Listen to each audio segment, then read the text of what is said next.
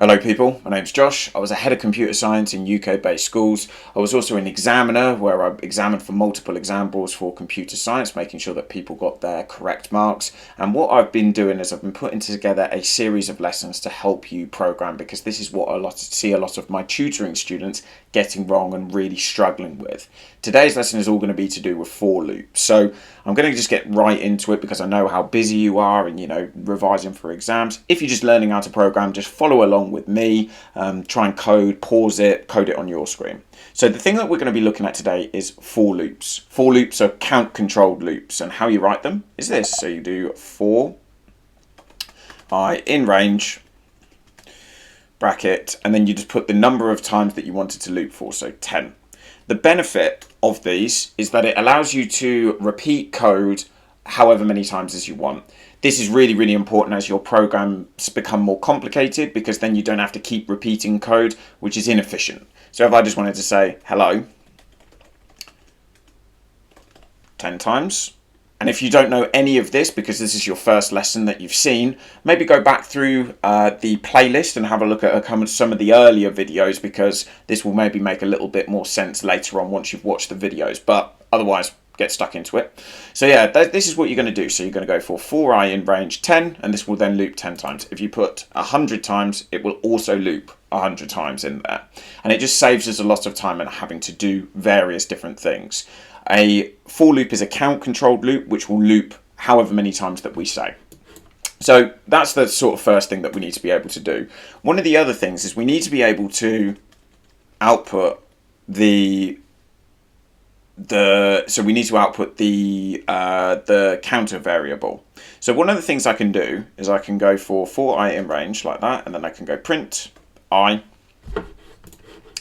The counter variable here is the variable that we put there. You could technically put whatever you wanted there, but this is just common practice from programmers of what they would do is they would always just write I there. It stands for index.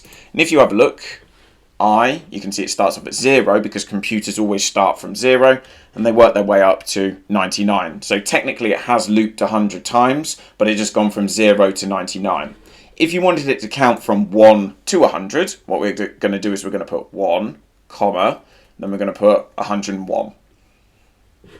So we put 1, and then it stops at 100. Just remember that second number, it will stop 1 before it. So that's something if you're doing exams, just to keep in mind. And also if you're just learning how to program, that's another thing as well.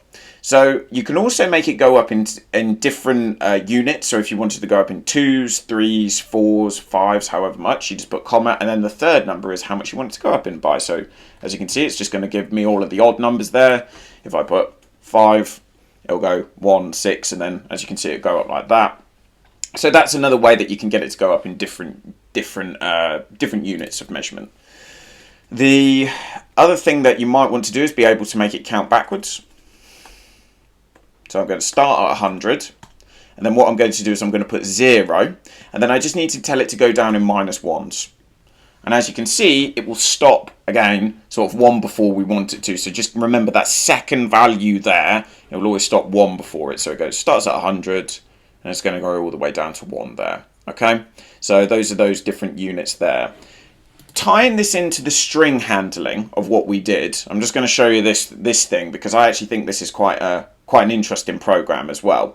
This is used a lot in encryption. So encryption is where you take each individual letter, and then what you'll do, for argument's sake, is then you'll change one letter. So let's say that you're at A. A very simple encryption would be you would move everything along in the alphabet 2 or 3 times. So every A in there would then become a C.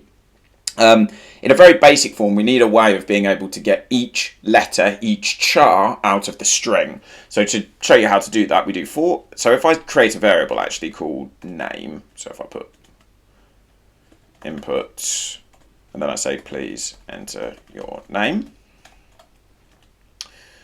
then what I can do is I can use for I in range len name. So len is a special function where what it is going to do is it's going to count how many letters are in the name that I've put, so that it changes every single time. So if it was Josh, Fred, well, actually they're by 4, but yeah, you know, it's all, and you know, any name, it's going to count how many letters, and it's going to put that in there. So it will change based on what it is. And then what we're going to do is we're going to put print name, tying this into the string handling that we did in the previous lesson. Do check that video out if you haven't done it already. And then what we're going to do is we're going to put the counter variable I. Now, if I wanted each individual letter in Josh, remember J is going to be position 0, O is going to be position 1, S is going to be position 2, and H is going to be position 3. So what we can do is we can use the counter variable I to help us output that, because the counter variable, as we've already seen, starts off at 0. So if I show you this actually, so that it works, so that you can see the counter variable to the side of it. If I go down to there, so if I just type in my name, Josh, actually I'll comment this out just so that it's a bit easier to see. Okay, that's going to be a bit better. Right, runs it. We're going to type in Josh. And as you can see, position 0, because the counter variable starts at 0, is J. So that 0 gets put in there and then it outputs J. 1, O, 2, S, 3, H. So that is how that we can use the combination of a for loop and also that string handling that we did in the previous lesson to help us out. I'm just going to show you this little exam question, and then I'm going to set you a couple of challenges at the end that you can have a go at, and then you can always comment, you know, if you get stuck or anything like this. And this one is where we're going to ask the user for a multiplication number, and then what we're going to do is we're going to output the numbers up to 12 for that number.